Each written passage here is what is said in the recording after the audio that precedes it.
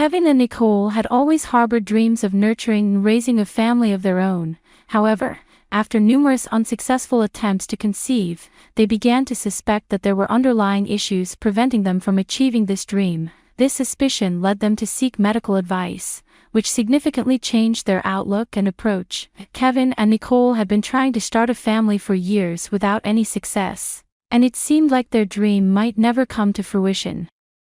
But then, something completely unexpected happened that would change their lives in the most beautiful way. Leanna and Sean, a couple from East Mauritius, New York, were already parents to 5 children. At the ages of 37 and 40, they had begun their family at a young age and had always imagined having a big family. When Leanna became pregnant again, this pregnancy was unlike any other. She wasn't adding a 6th child to their family. Instead, she was carrying a child for her friends.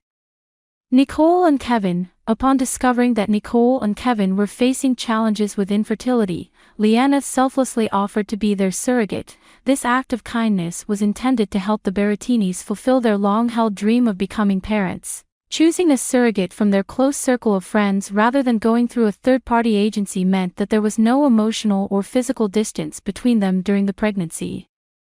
This close friendship allowed them to share every step of the journey together. This unique arrangement enabled both couples to attend all the medical appointments together, keeping them closely informed about the pregnancy's progress. Dr. Richard Klein, the obstetrician overseeing the pregnancy, noted how enjoyable the checkups were, as they were attended not just by 2 but by 4 enthusiastic people, all equally excited and hopeful for the arrival of a healthy baby. In July 2016, a pivotal moment arrived when both couples attended a critical appointment to find out if the embryo implantation had been successful. This appointment was fraught with anxiety for the Berrettinis, who were eagerly anticipating the arrival of their first child. Although the Fives had experienced this moment 5 times before with their own children, they too were profoundly invested in seeing a positive outcome for their friends. The Berrettinis, who had tied the knot back in 2010, had settled in Smithtown, New York, where they hoped to raise their family. Since their marriage, the couple had nurtured the hope of bringing their own children into their loving home, and thanks to the generosity and compassion of their friends, that dream was on the verge of becoming a reality. For years, the couple had been tirelessly trying to have a child, but their efforts were in vain. It wasn't until they sought the expertise of medical specialists that they understood the underlying cause. Nicole's health issues were significantly impeding her ability to conceive. Despite clinging to hope, their spirits were crushed when they received a grim prognosis, shattering their dreams of starting a family. Nicole's health complications began manifesting during her adolescence. At 16, she observed small bumps spreading across her skin, which soon escalated as her entire body was affected. Her eyes turned a noticeable shade of yellow, and she was plagued by fatigue and fever. Realizing the severity of her symptoms, Nicole sought medical attention. The doctors performed comprehensive blood tests and found that her platelet count was alarmingly low at only 8,000 per microliter, well below the normal adult range of 140,000 to 150,000 platelets. This discovery raised serious health concerns.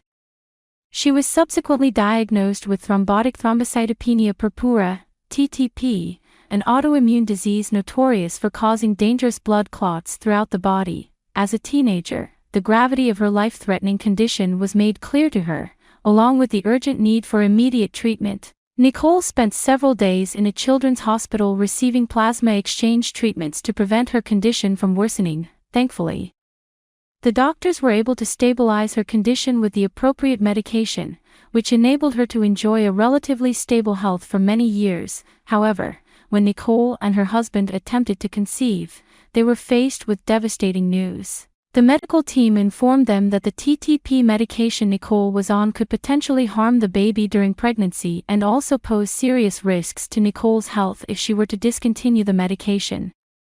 This revelation was a severe blow to both Nicole and her husband, marking a poignant moment of despair in their lives. Her husband recalled the day vividly. "I came home from work, and there was Nicole, a look of utter distress etched on her face. It's a moment I'll never forget. When I asked what was wrong, she broke the news to me that the doctors said we couldn't have children, although technically possible. The risks of conceiving were deemed too great, Nicole told reporters. I could conceive, but I wouldn't be able to sustain a healthy pregnancy. The risks could lead to the death of either the baby or myself. This prognosis left Nicole completely devastated. She was particularly heartbroken over the fact that she couldn't carry her own child. Overwhelmed by her physical limitations and filled with frustration, she suggested to her husband that they might consider other options to build their family. Reflecting a painful yet necessary acceptance of their situation, however, Nicole's husband had strong reservations about her pregnancy due to potential complications. He was deeply concerned about the risks involved and firmly opposed the idea, prioritizing her safety above all else. After much deliberation, Nicole and her husband decided to stop trying to conceive naturally. They sought the advice of a fertility specialist who provided some reassuring news. Nicole's medical condition was not hereditary, and she had the potential to produce a healthy baby. Buoyed by this information, Nicole chose to freeze her eggs and began to seriously consider surrogacy as a feasible path to parenthood. As Nicole and her husband warmed to the idea of surrogacy, believing they had found a solution, they encountered another hurdle. They were open to other family-building options like adoption, but were quickly daunted by the high costs associated. Upon careful financial assessment, they realized that adopting a child was financially out of reach for them. This led them to focus solely on surrogacy. Despite knowing how many children needed homes, the prohibitive costs of adoption, exacerbated by hefty legal fees, made it an unviable option for them. Committed to pursuing surrogacy, Nicole and her husband researched the associated costs, only to discover that expenses could top $75,000. Facing this financial challenge, they began to explore potential surrogates but found the process daunting due to their circumstances and limitations. Nicole often thought about the stories she'd heard of family members acting as surrogates, sisters or mothers who carried children for those who couldn't. Sadly, she noted, "I don't have a sister, and my mother is too old to be a carrier." Another significant challenge was their location in New York. While the cost of surrogacy was already a concern, they were primarily hindered by state laws that made it illegal to pay someone to act as a surrogate within the state.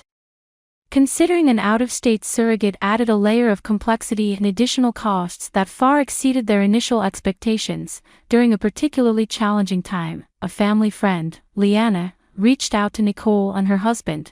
In a heartfelt conversation, Leanna offered, "I have 5 children, and I know we're capable of having more. I want to help you." This unexpected proposal brought a glimmer of hope to Nicole and her husband during their arduous journey towards expanding their family. Kevin and Nicole were actively seeking a surrogate to help them start their family due to Nicole's health constraints that prevented her from carrying a child. They opted for gestational surrogacy, a process that involves creating an embryo using in vitro fertilization, IVF, and then transferring it into a surrogate.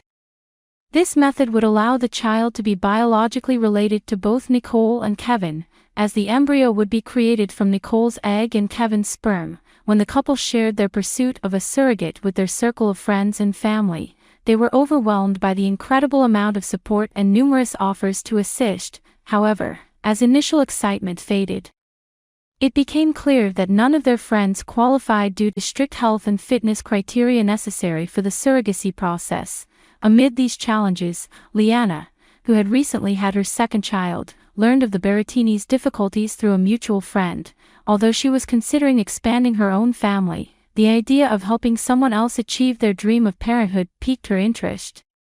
She decided she would not pursue becoming a surrogate until her own family plans were complete, but she remained open to the possibility in the future. The screening process for gestational carriers includes thorough medical exams to verify the health of the potential surrogate and psychological assessments to ensure they are mentally prepared for the emotional aspects of carrying a child that isn't biologically theirs. These stringent requirements, while necessary, contribute to the high costs of surrogacy and often result in many candidates being disqualified. Feeling disheartened, Nicole and Kevin continued to seek comfort by spending time with close friends.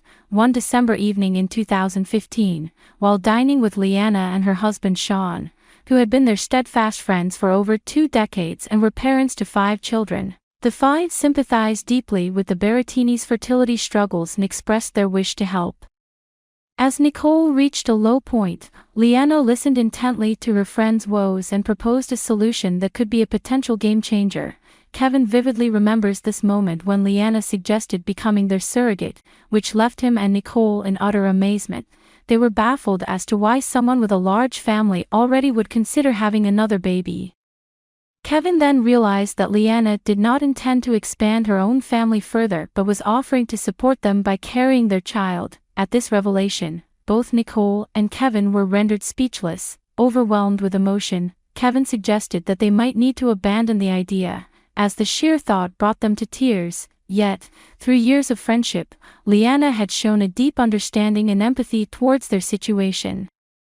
Illustrating the profound bonds and unexpected turns that can arise in the journey toward parenthood, over the years, they came to see that Leanna truly meant every word she said.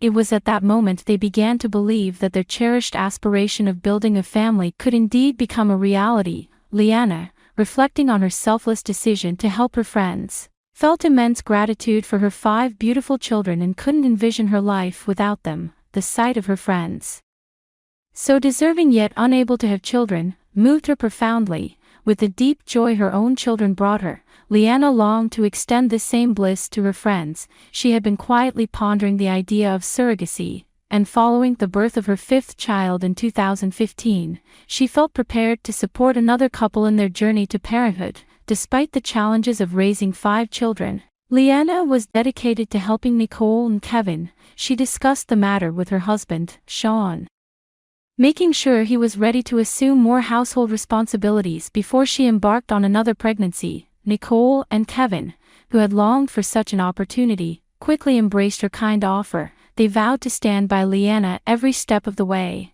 After completing all necessary medical evaluations and numerous visits to the doctor, the time arrived to implant the embryos and hold hopes high for a successful conception. Every party involved held their breath and prayed for a favorable result. The week-long wait to confirm whether the embryo had implanted felt interminable to Nicole and Kevin. Having faced numerous hurdles, they remained hopeful yet cautious, aware that this could be their only shot at having a biological child. A week later, they were informed that Leanna was not pregnant, a setback for everyone involved. Nonetheless, the medical team was optimistic and ready to undertake another embryo transfer, aware of the hurdles but hopeful about the prospects. This restored optimism buoyed everyone's spirits, and the couple continued to hope that the subsequent attempt would bear fruit. After Leanna underwent all the necessary preparations again, they anxiously awaited the results to see what the future held. This time, when the test results came back, they revealed something extraordinary. The crucial moment came when the two couples visited the doctor's office to learn the outcome.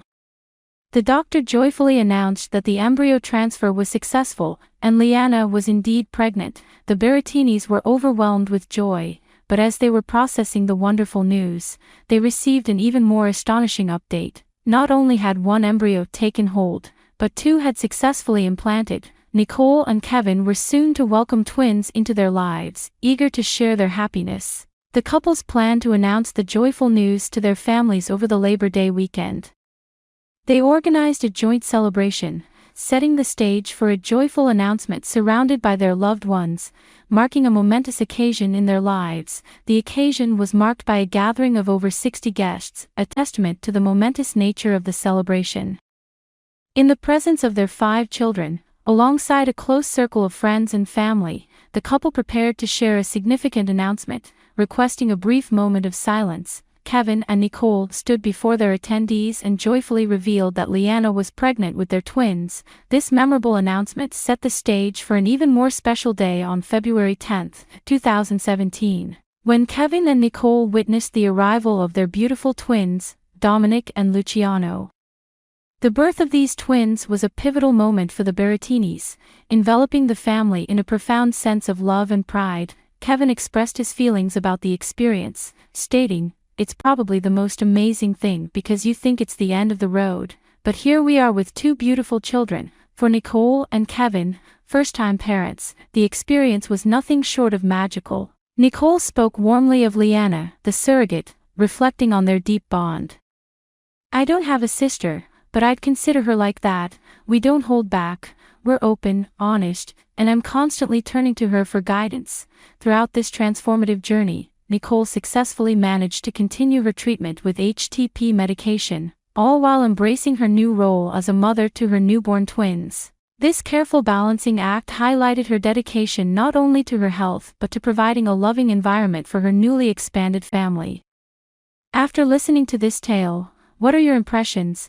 We'd love to hear from you in the comments section below. Your insights are valuable to us. Now, we have another engaging story. Let's proceed to the next one. Sandra Pennins, a wealthy woman residing in a tranquil Connecticut suburb, was accustomed to leisurely mornings spent at her vanity, reveling in the independence of her grown children and the financial comfort her family enjoyed. However, her peaceful routine was disrupted when she noticed a young boy scavenging through her garbage bins, searching for leftover food. This unexpected sight intrigued Sandra, who watched from her window as the boy carefully sifted through the trash, collecting discarded takeout containers. Initially, Sandra considered reporting the boy to the homeowners association or the police, viewing his actions as a disturbance. However, she soon realized that he was driven by necessity, not malice. The boy returned daily, which suggested that his need was ongoing and perhaps more desperate than she had first thought. Reflecting on the surplus of food in her own home, much of which ended up as waste, Sandra felt a pang of guilt. She recognized that what was excess to her could be vital sustenance for others. The thought that the boy might also be collecting food for stray dogs further softened her heart. Rather than discussing the situation with neighbors, Sandra decided to handle it discreetly, acknowledging the complex interplay of privilege and need that the boy's predicament highlighted. Driven by a growing curiosity and empathy, Sandra began leaving out full containers of takeout food, carefully observing what the boy would do. She noticed his excitement each time he discovered the meals, though he never ate immediately. Compelled to understand his circumstances better, Sandra laced up her running shoes early one morning, determined to follow him discreetly and uncover where he was taking the food. The boy was quick, efficiently gathering the food containers and other items he could carry, and soon began his journey. Sandra opted to follow on foot, considering her car too conspicuous for the task. After about a 30-minute trek, which to Sandra felt much longer due to her anticipation and concern, she followed him to a rundown part of the neighborhood she rarely visited.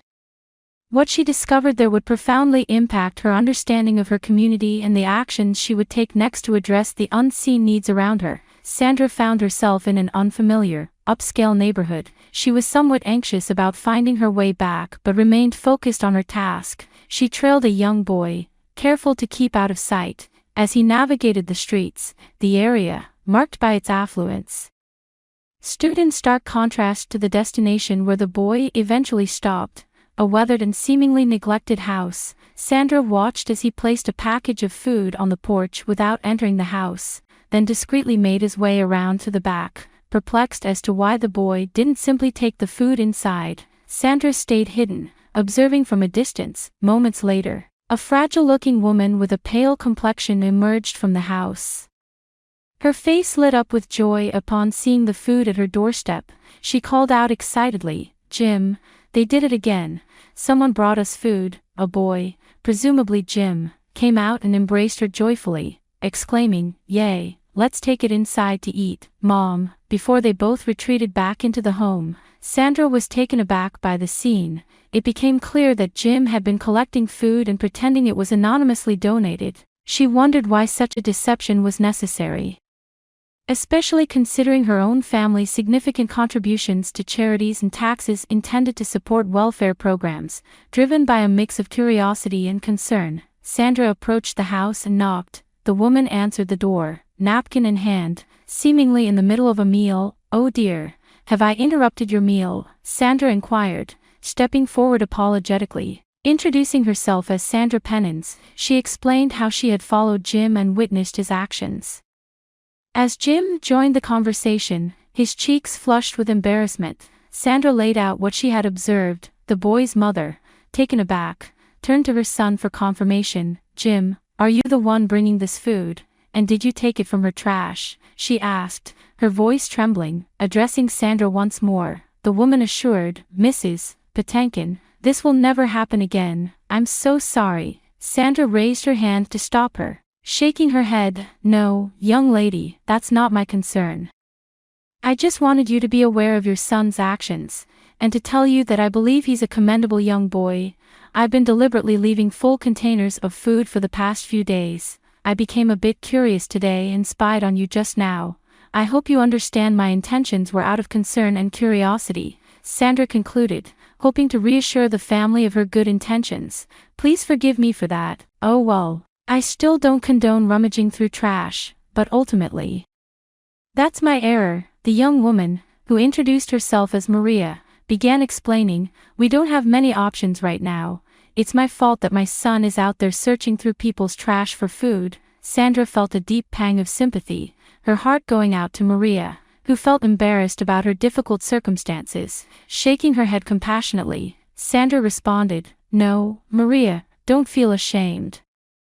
I can't claim to fully understand your struggle, but I was wondering if I might help so that your family never has to eat from the trash again." Maria invited the older woman inside and shared more about her life. Her husband, who had been the main breadwinner, had passed away recently. They had 4 young children, all under the age of 7, unable to work as she needed to care for her children, and with government assistance delayed, their situation had grown dire. Sandra asked about food banks, but Maria explained they were too far away, making the trip virtually impossible for her.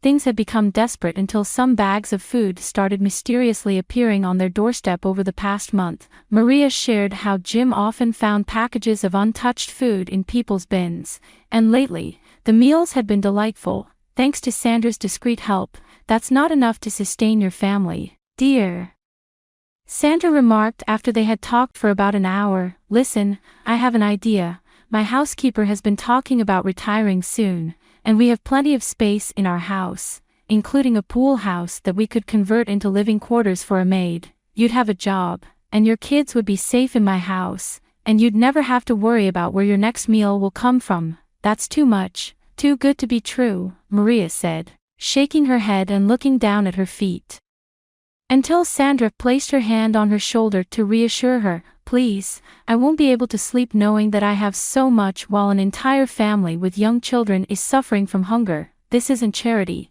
as you would be earning it," the older woman urged, her eyes imploring Maria to take the modest offer. Eventually, Maria agreed, touched by Sandra's genuine concern and generosity. As Sandra prepared to leave, knowing her journey home would be lengthy, Maria proposed, "We could call a taxi for you." Sandra declined, saying, "No, I'll walk. It's a beautiful evening for it." Sandra had come to a moment in her life where introspection was necessary. She resolved to start putting her affairs in order, assuring everyone that they could move into her home by the end of the week. After bidding farewell to them, Sandra walked home, her mind deep in thought.